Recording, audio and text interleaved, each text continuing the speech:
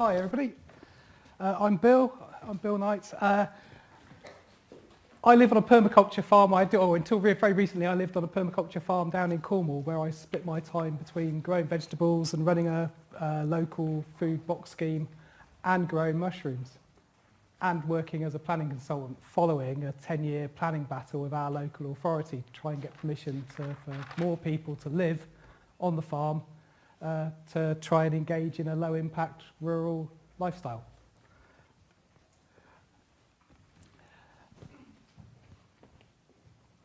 So arguably, the planning system at the moment does absolutely everything that it can to stop people like Simon and Yasmin and many other pioneers and entrepreneurs and rural people trying to be able to live low-impact, low footprint lives in the countryside. If you want to build a small home for yourself, provide for most of your needs from a small area of land that you happen to have got access to or own, largely the planning system in Britain will try and stop you doing it. So despite the fact that the basic premise of the planning system currently is the sustainable development, I do believe, it does very little to actually encourage directly sustainable anything. Planning system obviously is mostly based around the use of something, and very little about behaviour. And the only thing I can see really, that the only behaviour that is encouraged by the planning system is economic activity of various different sorts, which is nearly always not sustainable and is linked into this whole system that we've trapped ourselves into for some unbelievable reason. Okay, so what do we do about this? Well, we need to figure out what is sustainable. We need to figure out where we are right now and what we need to do in order to get from where we are right now to what is more sustainable. Who's come across a thing called ecological footprinting? So, right, that's helpful. Ecological footprinting is an indicator of relative sustainability, and it helps to answer some of these questions. So, yes, so the Welsh Government in 2012 adopted a rather more progressive route towards planning policy, following the efforts of lots of pioneers like Tony Wrench, who we saw roundhouse of, like all the community at Lammas, and a variety of other people who'd got themselves embroiled in long, drawn-out, tiring, exhausting planning battles. There was a member of the Welsh Government called Jane Davison, who together with other members of the Welsh Government managed to get this rural planning policy in place called One Planet Development within their TAN 6, Technical Advice Note 6, Planning for Rural Development policy.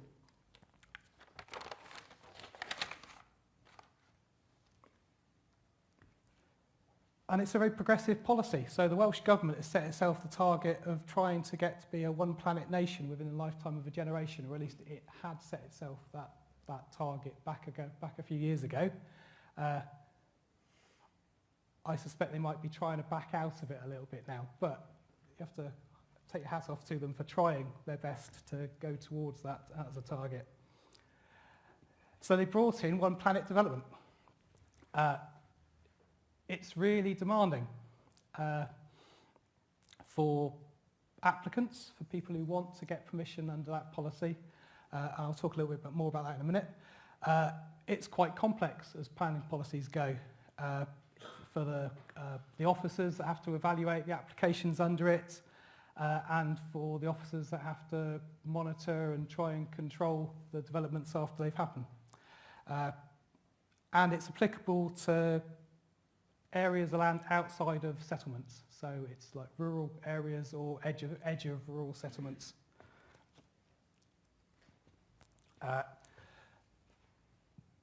There's quite a lot of information to help you get the applications together. So this is Technical Advice Note 6, which is the document within which the policy is stated. But there's a complete separate document, which is the practice guidance for people who wish to apply under the policy and to help planning officers to determine the policy.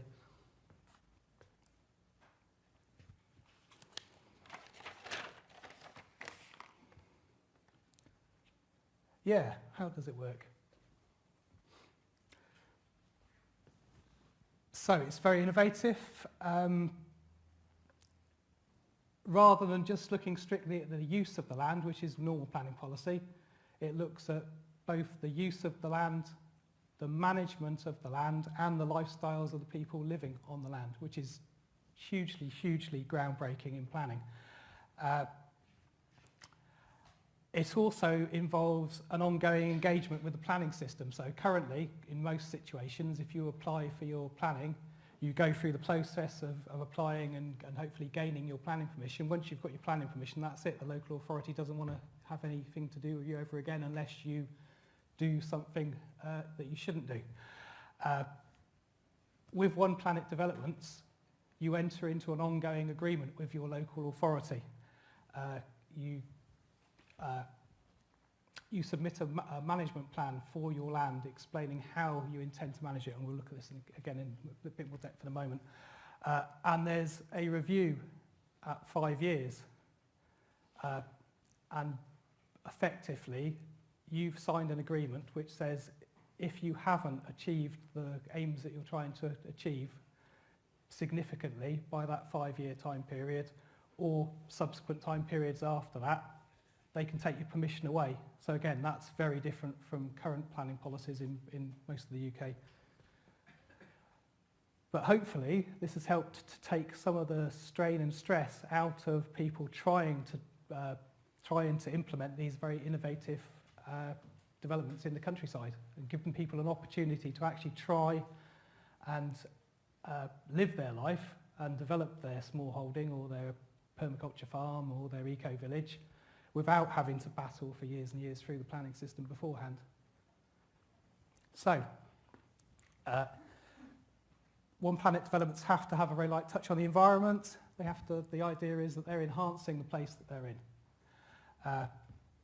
They have to be land-based because part of the concept is that a large proportion of your household's needs are met from the land that you're managing and working on.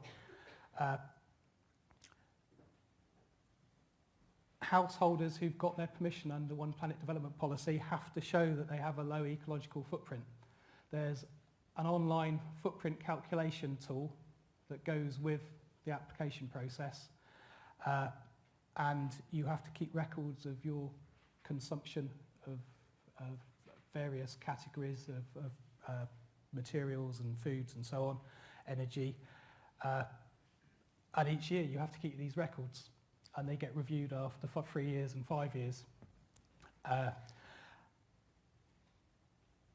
So currently, an average English ecological footprint is between 4 and 5 global hectares. To try and get, after you've started your development, you need to try and demonstrate that you could get an ecological footprint of around 2.4 global hectares. That's about half the average. And that you've got potential to be moving it down towards this level of about 1.9 global hectares, 1.88, which is around what it would need to be for everybody on the planet if we were all going to live sustainably on the planet. So that's what's known as a One Planet footprint. So that's quite unique in planning, because that's monitoring the behaviour of people in an ecological development. You have to have very low carbon buildings, both in their construction and in their use subsequently. So that's sort of in line with modern building regulations and passive house standards and the sort of stuff that Simon was talking about in his presentation earlier. And yes, everything's defined and controlled by this binding management plan, which is part of the application process. So you have to really think carefully about what it is you plan to be doing on your land, what you plan to be building there, how you're going to make a living from it. And also, finally, once you get your permission, it's bound to you.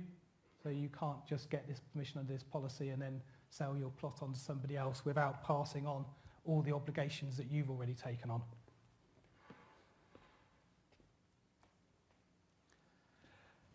So that's sort of reiterating those key points. You've got this comprehensive management plan, you've got this ecological footprint test.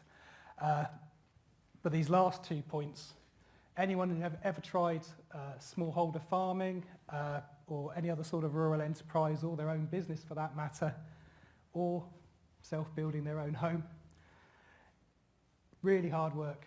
You've really got to, hopefully it's fun, but it's, I don't know anybody who would say it wasn't serious work.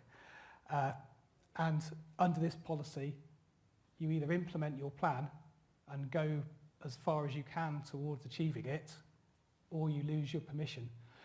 That's the only way that the local authorities have the confidence that they can grant people these sort of very revolutionary ideas of allowing people to try it and build their own homes and make a living from their own patch of land. They need that sense of control. Planners like control, local authorities like control. They like to think that they can stop things if they get out of hand. So with this policy, they have an element of that. So pre-application engagement is something that's not unusual in planning, but it's very, very important in one planet developments to try and break down those barriers between the applicants, the local authority, the wider local community. And it gives an opportunity for sort of a critical review of what people's ideas are for their place. And that can be batted backwards and forwards before you finally get to the applications. The idea being that you can work up a better application than the one perhaps you would have initially come up with, and hopefully avoid sort of conflict and confrontation at a later stage. And the management plan I've talked about. The management plan provides the contract between the developer and the planning authority. I'll talk a little bit more about that in a moment. And hopefully, under these One Planet policies, people will start working better together with the local planning authorities. I know. So the management plan, key natures of that, baseline information. So for your chosen sites, you have to actually analyse what's there at the moment. So permaculturalists amongst us will see lots of similarities between permaculture and this. You have to look at what the current site conditions are. The management plan has to deal with your land-based activity, what you'll actually be doing to make your living, how you'll manage the land, how you'll create your own energy, manage your own waste, and get your own water from the site, what the buildings are like, how you're going to relate to the local community, your transport plan, how you're going to minimise your need for unsustainable transport, how you're going to phase your development, and how you're going to monitor your development. Right. So, key thing of One Planet developments is you have to meet your minimum needs from the site. So this means your minimum needs in terms of food, income, energy, how you're going to assimilate your wastes you create. For food, it equates to 65% of your food needs, though you can get away with actually producing 30% of the food from the actual site and then purchasing 35% of your food from the product of your other work, land-based work on the site. So, for example, if you're in a woodland situation, you don't have to be reliant on creating all your food from a site that simply isn't suited for it. For income, you've got to be able to generate enough to meet your basic needs, which is clothes, travel, food, your communications, your council tax, and obviously the capital cost of your building. I know. And for energy and waste, you have to produce all your energy and deal with all your own waste. I'll squeeze it a little bit. Come on. So the object is to turn a free planet lifestyle to a one planet lifestyle. And what is being achieved? I'm almost there. Right, these were the first people to get granted permission under a One Planet development policies. Moody family, they're just north of, where are they north of? Cardiff. Yeah. This is Riffslas. This is a community of 4 families. They've got a micro dairy, they've got a forest garden, they've got plans for a veg box and small horticulture, 2 halves of their site. This is Charlie and Megan. They're a couple next door to Lammas. They might have had some help with their house from someone we know. And this is Beeview Farm. This is near Newport. Matthew and Cheris and Elsa.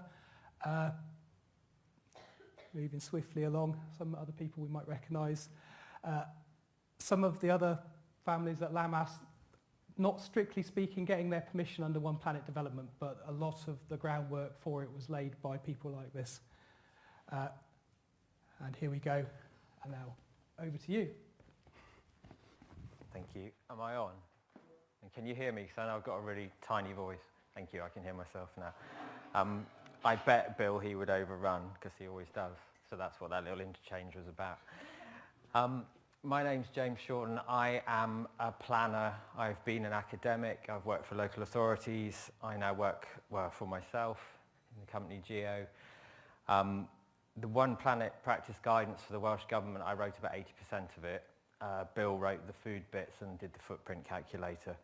And I've been involved in low impact development in the planning system for at least 20 years now. So the research that led to all the Welsh stuff that I did for the Welsh Government back in 2002 around Tony Wrench and so on, laid some of the path for what now in Wales is quite a groundbreaking policy. What I want to do though in my talk, because you don't live in Wales, is talk about England. I mean, I should say, I have a sustainable construction company now as well, because I've moved from the kind of chatter world into the can we please get on with this world, because we don't have time. So a theme of my, and this is heresy, I know, a theme of my talk will be, don't worry about how to build eco-houses. We know, okay? We know how to build eco-houses. Don't even worry about how to do small-scale sustainable agriculture. We know that as well. We know how to do eco-villages. We just, for some reason, aren't doing them. So that's what I want to talk about, is how to make this stuff start to happen more and why it isn't as well. So this is what we actually build in England and Wales and Scotland in the name of sustainable development. The only feature I'd like you to notice is how crap it is and how little greenery there is. We're protecting the environment by building this. We're protecting this, in fact, the British countryside. I'm from Devon. This is a bit of Devon. That's entirely man-made as well. Okay? Yes, there's an enshrined belief in the British planning system that we need to protect the countryside, but what we are protecting is a man-made artifact that kind of froze in time in about 1950. It's not natural. It's going to be utterly buggered up by climate change in any case. So why don't we start talking about how to do something better with it? Because we already sort out how it looks in any case. And by the way, it's all going downhill very fast. So my work now is focusing on not the idea that somehow we need to confine people to smaller and smaller spaces because they're bad for something, but to actually say, what if we resettled the British countryside with more people? Wouldn't that be one way to put the sustainability back into something which isn't very sustainable anyhow, provided it's controlled well enough? And the Welsh stuff is an early way of starting to see that it's possible. In Wales now, there are about 25 One Planet developments that have already been permitted. 10 years ago, if you'd sort of woken me up and said, can we do this? I'd say no, planners will just resist that forever, yet it's happening. Okay, so change can happen, beneficial change. Planning system is broken. It's broken with the idea of protecting the past. It's the idea of it's ignoring the inevitability of change. And it's not really planning for a sustainable future. It's park keeping. It's saying, let's keep it more or less how it is because it's sort of like, we like that. But biodiversity, biocapacity, landscape, many aspects of sustainable development are failing at the moment. We can either decide to help rescue that or just say, well, so long as it looks all right, I'm happy as a planner. And by the way, the planning profession is also in dire straits. Planning departments generally have a third to half of the staff they're used to. They've still got the same work to do. They're demoralised. They're quite often not very clever. We have to do the work for them, okay?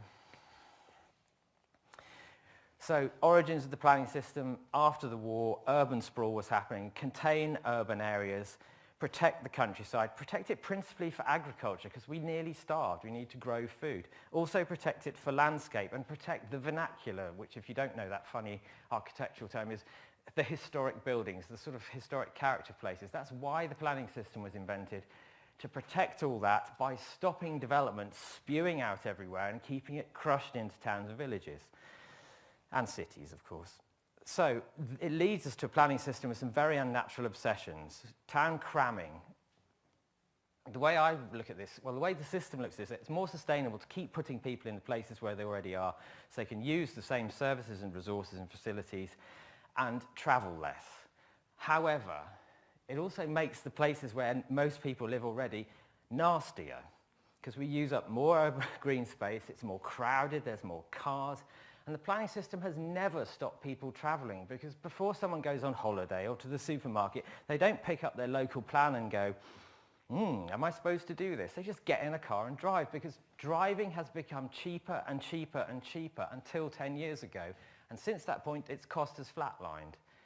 But it's convenient, it's cheaper than public transport. Why wouldn't you drive? Planning is a useless way to try and affect people's travel habits. It just is, while the price signals around private cars are so cheap.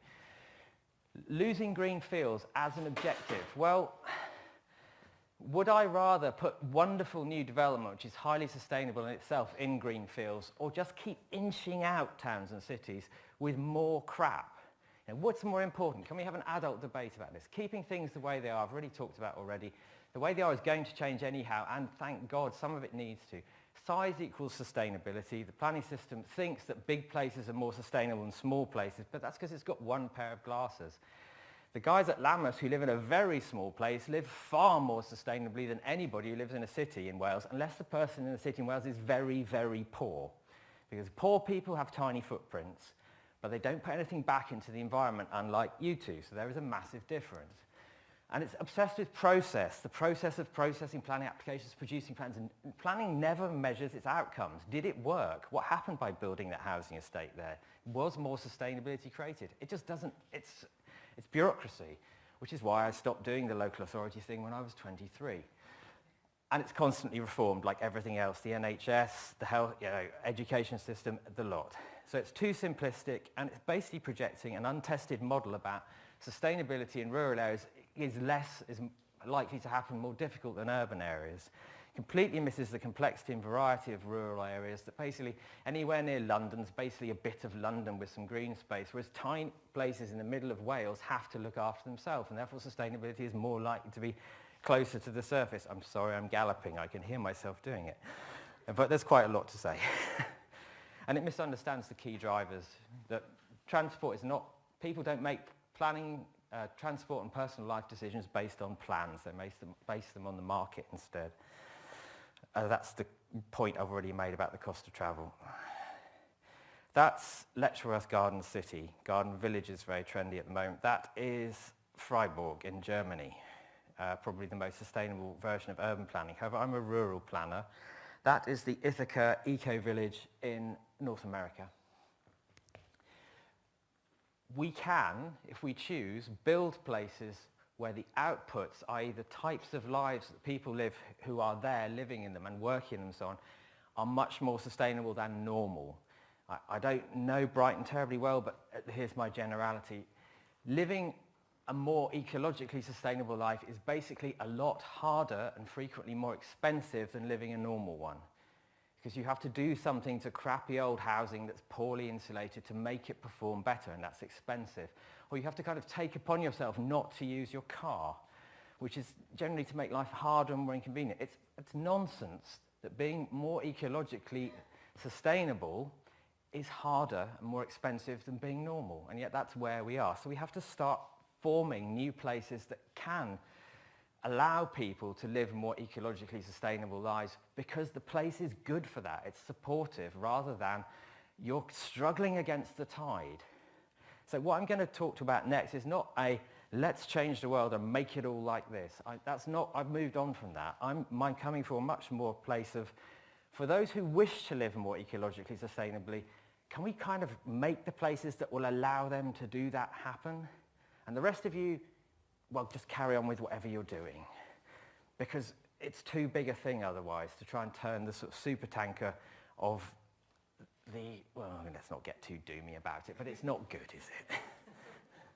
So, that's Transition Homes Totnes, 27 houses, 70% of which are affordable, with growing space and much more public open space and a much more communal design. I was their planning agent. It's possible, it's just got planning consent. Atmos in Totnes as well. Community-led development, an old Dairy Crest site where the community said, no, let us have it, we'll do something else with it. These things are possible. Of course it's Totnes, so you have to have a crystal and a dream catcher to get on with it. But I guess, there must be a crystal shop somewhere in Brighton as well. So where I'm coming from and the work I'm now focusing on, and I've got interest in this. I've just submitted an initial viability proposal for a 100-house eco-village in Devon somewhere, and I can't tell you where it is, but we have a landowner and we have a multi-millionaire backer who wish to see this happen. I'm interested in positive development that makes things better by being there. So let's run through these individually. Food positive development is one which basically gives more in terms of local food than to the community of itself and also the surrounding area than it takes. Energy positive, there's no reason a development can't produce more renewable energy than it needs and distribute some of the surplus. Water positive, again, Porritt in 1996 in Capitalism as if the World Matters was writing about buildings and developments that the water coming in was dirtier than the water that went out. It's just the way we treat it that we expect development to make things worse. Landscape positive, carbon positive, biodiversity and biocapacity positive, soil positive, all of those things are possible. We know how to do all of that, we just don't, because it's not as economically advantageous to do it. The most economically advantageous thing to do is to ram the houses in and build them as cheaply as possible, and then the traditional development model, leave with the money. Rather than form a community in which the money stays in the community and goes round and round for years and years and decades. But it's also, development can be knowledge positive, it can be people positive, it can be good for the people who live there, and it can also be positive in connection. It can, say I park an eco-village beside an existing town of 5,000 people, that eco-village could have a much greater impact upon the sustainability of the town itself by providing energy and food and a place for education and training, which just wouldn't be there otherwise, as well as the eco-village in itself being fully sustainable. So this isn't pie in the sky, it's just a question of whether we get on with it. Let's ignore that slide, because that slide is about what's going wrong, and talk about instead what might go right, which is that we need to, in my mind, therefore, start to embrace the small again. You know, there's that saying, it takes a village to raise a child. There's the anthropologists telling us that beyond a community of about 300 people, we get lost and kind of spun out. So we live in an age which encourages us to go bigger and bigger and bigger, whilst also becoming more and more and more isolated and individualistic. And my approach now, and we did a survey in relation to the Devon eco-village, we only had it out for 2 weeks. We had 160 people fill it in as they would like to be a resident in that eco-village. And well, we were asking about their income and all sorts of things. It was quite a nosy survey. So for me, instead, what we should be thinking about is, for those who wish to do it, let's start recreating smaller places, spaces where community is a place, it's a physical experience, rather than it's just Facebook or something. I am on Facebook, I have issues with Facebook. Where, for the planning system for the time being, the development of small things like eco-villages is a justifiable exception, like the stuff in Wales, because it is truly sustainable. We can measure it. The people who live there have low ecological footprints. The houses are zero carbon in construction use, and so on and so on. And this idea is beginning to get traction. I've taken it to the head of planning at the Royal Town Planning Institute. I've taken it to the local planning authorities in several places. It's possible. So with the 27 seconds that remain, and I think no further slides, yes. My request is this. I started by saying this isn't happening, even though we know how to do it. So if you, or you know people who would wish to start doing this, then start talking to each other, because the planning case is there to be made. It is not impossible. But forget about the idea, politely I say this, that you need to learn how to build your house out of straw or yogurt or your other preferred form of eco-material, because that stuff's all easy if you know the right people and can find them. What's hard is enough people to come together and say, we would like to do this, and we have the knowledge and we have the money and we have access to the land, and could we please do this? And then you need to find someone like me or someone else who will help you put that together. But it's possible, people, is what I wish to leave you with as a message.